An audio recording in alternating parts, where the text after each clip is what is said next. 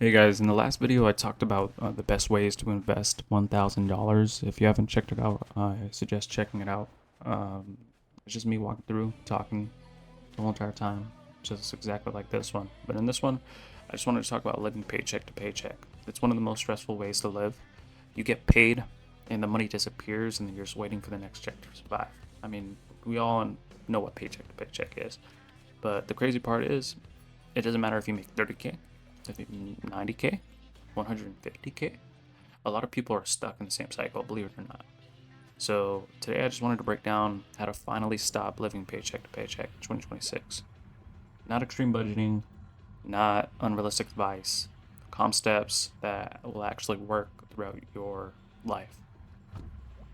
So before we fix the problem, we have to understand why it happens. Because most people think the issue is not making enough money. And yes, income is a huge factor. That's not the whole story. Paycheck to paycheck usually comes from no emergency buffer, spending, which comes reacting to like emotions. So you react on emotions and just spend.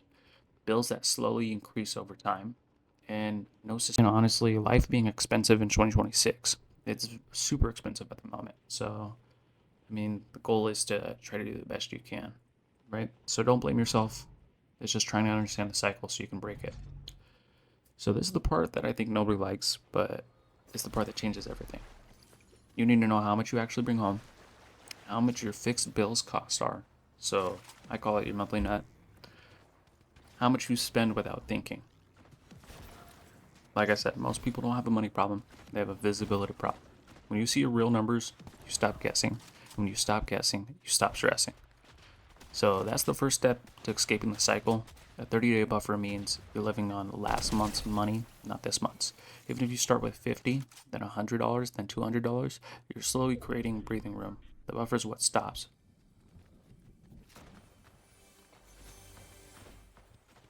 Overdraft fees, late fees, panic, and that feeling of drowning every month. You don't need 5,000 to start. You just need to start. I say this, another step would be cutting the right expenses. Cutting expenses doesn't mean living miserable. It means cutting the right things.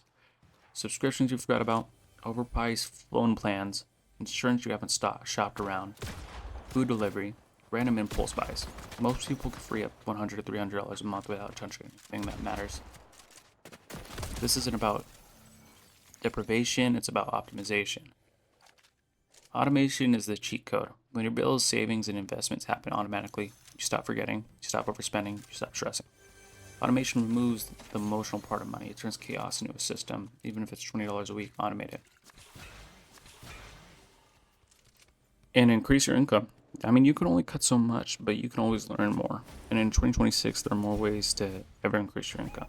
A weekend side hustle, freelancing, selling unused stuff, selling all that clutter around your house, picking up overtime, working as much hours as you can. I know we're kind of in a predicament where a lot of people are cutting off employees and it's a rough time in general, but if you have the opportunity to work a little bit more in order to have a little bit more income and it helps you out, it doesn't hurt. I mean, we only live once, and that's honestly the truth.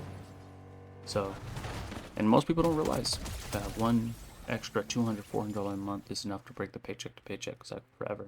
It doesn't take thousands. It takes a little extra breathing room. And I just want to say, building a simple system. You don't need a complicated budget. You need a system that works every single month. Here's one that I would suggest. It's 50% needs, 30% wants, 20% savings with debt paid off. Or even simpler, bills, spending, savings. The point isn't perfection, it's consistency. Right? Just fix your mindset as well. I mean, money isn't just math, it's habits, it's emotions, it's how you react when you're stressed. To stop living paycheck to paycheck, you need to shift from I hope I make it to I have a plan. You don't need to be rich to feel stable, you just need a system that works for you. So if you're living paycheck to paycheck right now, I mean, you're not alone. Millions of people are in the same place, especially with, like I said, with what's going on in the moment. But you can break the cycle slowly, consistently, and without punishing yourself. Build a small buffer, automate your money, increase your income just a little, and keep it simple. If you want more calm, beginner friendly finance videos like this, just make sure to subscribe to me and just click the like button and try to watch all the other videos, and let me know in the comments what's the hardest part about managing money for you right now. So thanks for watching. I also do want to add, don't feel too harsh on yourself when it comes to thinking about certain things. So if you're truly in a predicament where you want to stop living paycheck to paycheck, it's more of a not cutting back that $5 coffee or not cutting back everything in general. It's just there's ways of going about it. So all the stuff that you have, your monthly bills, your credit cards, your credit card companies, and everything, you can call these people. So you can call them and negotiate with them over the phone on trying to decrease your payment and work with them. I mean, there's ways of going about it. I'll start with another video if you guys are actually interested, but you can call these people even with your phone plan and be like, hey, I've been with you guys for this long. What can I do? Why is it so expensive? If you guys can't lower the bill, then I'll go to somebody else. And most likely they're gonna offer you like a loyalty discount per line. So that little stuff matters. Even with your Wi-Fi, you can do the same exact thing.